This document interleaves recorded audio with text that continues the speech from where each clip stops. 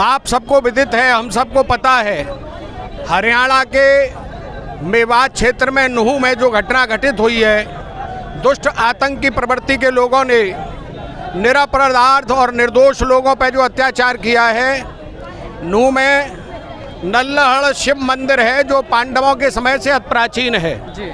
उस शिव मंदिर पर वार्षिक विश्व हिंदू परिषद और हिंदू समाज बजरंग दल के द्वारा यात्राएं आयोजित की जाती है श्रावण मास में। उसी क्रम में यात्रा गई थी। उस धार्मिक यात्रा पे पथराव किया, उपद्रवियों ने घेर के गोली चलाई है, बम चलाई है। हम सरकार से मांग करते हैं घायलों को 20 लाख और जिनके परिवार ने व्यक्ति को खोया उन्हें 1 करोड़ की मदद, सरकारी नौकरी दें और आतंकियों को फांसी के तख्ते तक पहुंचाएं, ऐसी हमारी मांग है। आज के आंदोलन का यही विषय है। महाराज जी, ये पहले भी वहाँ घटना घटी है कि पहली बार घटी है? पहले भी हुई है, लेकिन इस प्रकार बहुत बड़े रूप में उन्होंने जिस प्रकार से भारत पाकिस्तान का बंटवारा हुआ था और डायरेक्ट एक्शन की शुरुआत हुई थी, वो डायरेक्ट एक्शन का ही छोटा रूप है। आपके अनुसार वहाँ जो सांप्रदायिक दंगे हो रहा है उसके पीछे मुख्य कारण कौन है, मुख्य वजह क्या हो सकती है? मुख्य कारण साजिश है, देश के खिलाफ जो लोग हैं, राष्ट्रद्रोही लोगों की साजिश है, षड्यंत्र है, आग भड़काना चाहते हैं देश में। लेकिन हिंदू समाज भी चुप नहीं बैठेगा। देखिए, इसे राजनीतिक स्तर पे भी देखा जा रहा है। राजनीति अपनी जगह पर, राष्ट्र का नुकसान और हिंदुओं पर अत्याचार हो रहा है, उसे बर्दाश्त नहीं किया जाएगा। ये अगर आगे दोबारा होता है तो इसके लिए क्या करेंगे आप लोग? अब दोबारा ना हो, ऐसा हम सरकारों से कहना चाहते हैं। ये दोबारा ना हो और जैसा हुआ है इसका उन्हें दंड जरूर मिलना चाहिए। हिंदू समाज को भी तैयार रहना चाहिए। देख लें कि सुप्त रहने से, सोने से क्या हाल हो जाता है। देखिए, कुछ हिंदू संगठनों का लोगों का भी कहना है कि उनके जब जैसे ताजिया हो या मुहर्रम इस तरह का त्यौहार हो तो हम शांति ढंग से मनाने देते, लेकिन जब हिंदू का त्यौहार आता है तो अक्सर तभी दंगे होते हैं। हिंदू तो अहिंसा में विश्वास रखते हैं, कभी अपनी ओर से हिंसा नहीं करते। लेकिन शास्त्रों में लिखा है सठे साठ्यम समाचरे। अगर किसी को अंग्रेजी आती है तो उसी भाषा में समझाना हमारा कर्तव्य है। थोड़े में समझे सयाने, साम दाम दंड भेद, श्याह और सफेद के द्वारा अत्याचारियों को कुचलना अति आवश्यक। कहाँ से कहाँ तक के लिए निकाली गई है? भैया, ये नोएडा स्टेडियम गेट नंबर 4 से डीएम चौक तक निकाली गई है। ये किस विरोध प्रदर्शन में किया, उसके बारे में बताइए। ये जो मेवात में निर्मम हिंदुओं की हत्या हुई है उसके प्लस में हम लोग निकाल रहे हैं। और अगर हम लोगों का बस चलेगा तो इनको घर से निकाल के काटेंगे। अगर हिंदुस्तान में रहना होगा तो सनातन के लिए जीना होगा, नहीं तो पाकिस्तान भाग जाओ। ये कब तक करेंगे आप लोग? जब तक ये लोग अपना बंद नहीं करेंगे निर्मम हत्या, तब तक हम लोग चैन से नहीं बैठेंगे। भैया, इनकी रैलियों में हम लोग शांति पूर्वक करवाते हैं और हमारा एक जिला अभिषेक था, उसमें लोगों ने इतना उपद्रव किया, ये हम लोगों को देश में जीने नहीं देंगे। अगर हिंदू नहीं जागा तो इनके आए दिन ऐसी घटनाएं होगी।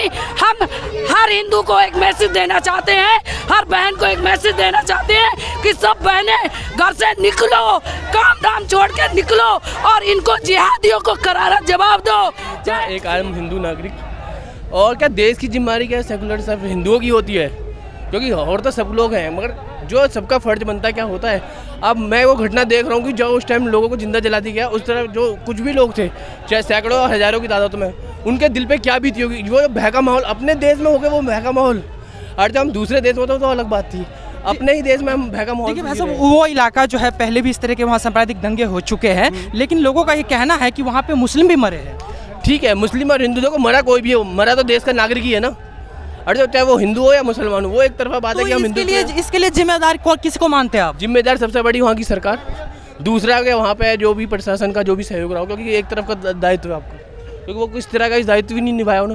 क्योंकि यहाँ भी आप ये देखिए ना, यूपी सरकार जब से योगी की सरकार आई है, एक जो डर का माहौल है, चाहे वो कोई भी हो, चाहे वो हिंदू हो, चाहे मुसलमान हो, चाहे किसी भी अन्य जाति या अन्य समुदाय का हो, सबके साथ एक व्यवहार होता है कि अगर गया तो सीधे उनका घर जाएगा। सचिन जी, आपके अनुसार जो वहाँ पे जो मतलब घटनाएं घट रही है, ये जो है मतलब सांप्रदायिक घटना देने का इसका नाम दिया जा रहा है, इसके पीछे क्या राजनीतिक कारण है? राजनीतिक हो सकता है, पूरा राजनीतिक कारण ही है। क्योंकि आप देखिए ना, ज़्यादा अब इलेक्शन भी आने वाले थे, लोग अपना एक माहौल होता है ना, जो वोट बैंक की राजनीति है, क्योंकि एक विशेष समुदाय को ही सारे अधिकार हैं, चाहे वो कहीं पे अल्पसंख्यक हो या ना हो। अल्पसंख्यक का दर्जा हर जगह दिया जा रहा है। आप केरला में देख लीजिए, साउथ में देख लीजिए, मणिपुर में देख लीजिए, बहुत सी ऐसी जगह हैं जहाँ पर हिंदू अल्पसंख्यक है, मगर उनको वहाँ पे भी दर्जा नहीं दिया जा रहा। क्यों?